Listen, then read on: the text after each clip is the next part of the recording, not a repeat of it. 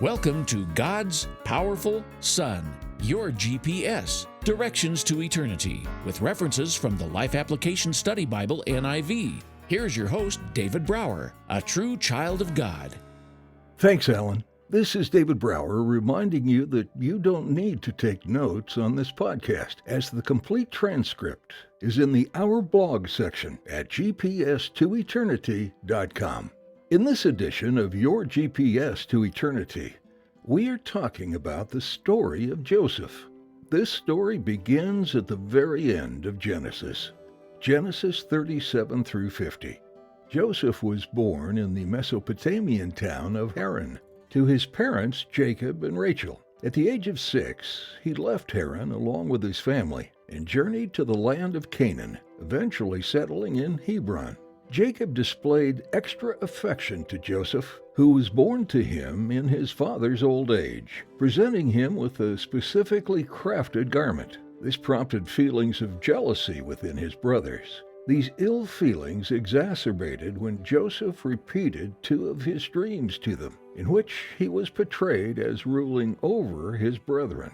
In the first, the brothers were gathering wheat in the field, and the brothers' bundles bowed to Joseph's bundle. In the second, Joseph envisioned the sun, the moon, and 11 stars, symbolizing his parents and brothers, bowing to him. Soon enough, when Joseph was 17, the tension came to a head. One day, Jacob instructed Joseph to visit his brothers in Shechem, where they were tending their sheep. Little did he know that this would be the last time he would see his dear son, until their reunion, a long 22 years later. Seizing their chance, the brothers threw the unsuspecting Joseph into a pit. A short while later, they spotted an Arab caravan passing the scene, and the brothers sold Joseph to the traders. He was eventually brought to Egypt, where he was sold to Potiphar, one of King Pharaoh's ministers. Attracted by his handsome looks, Potiphar's wife desired to be intimate with him. To her consternation, Joseph continuously refused. One day, when no one was home other than the two of them, the mistress grasped Joseph's garment, demanding that he consent. Thinking quickly, Joseph slid out of his cloak and ran outside.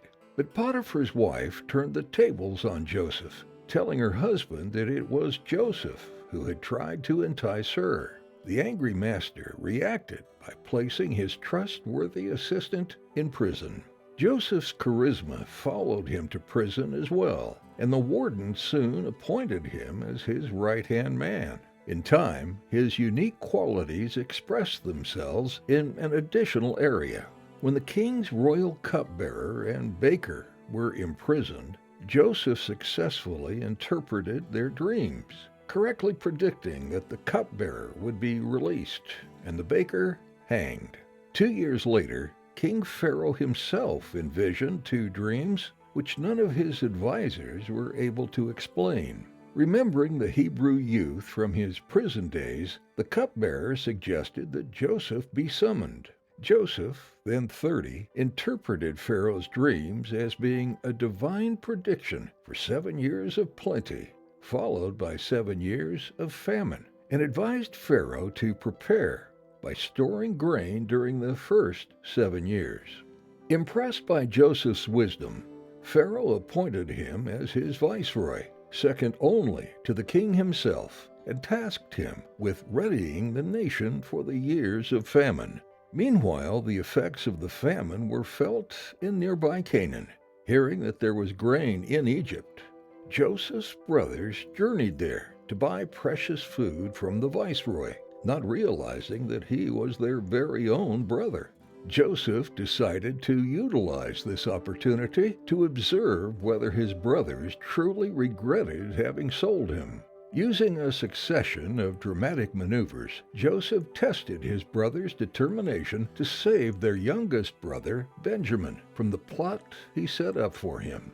Once he saw their devotion toward Benjamin, Joseph finally revealed his identity to his astonished siblings. Following this heartfelt reunion, Jacob and his family settled in the Goshen section of Egypt. This series of events served as the backdrop for Israel's ultimate enslavement in Egypt and the subsequent Exodus. Joseph ruled Egypt for a total of 80 years, until his death at the age of 110. Before his passing, he made his brothers promise to take his coffin along with them when they would eventually leave Egypt for the Promised Land. When the Jews left Egypt many years later, Moses made sure to locate Joseph's tomb and carry his remains to the land of Israel. Until next time, this is David Brower, asking you to remember that God's powerful Son is your GPS, providing you with directions to eternity. You've been listening to God's Powerful Son, your GPS, Directions to Eternity. New podcasts are available Sunday mornings at 8 a.m. Eastern. Podcast transcripts are available at gps2eternity.com. That's GPS, the number 2, eternity.com. Just click on our blog. Thank you for listening, and may God bless you and your family.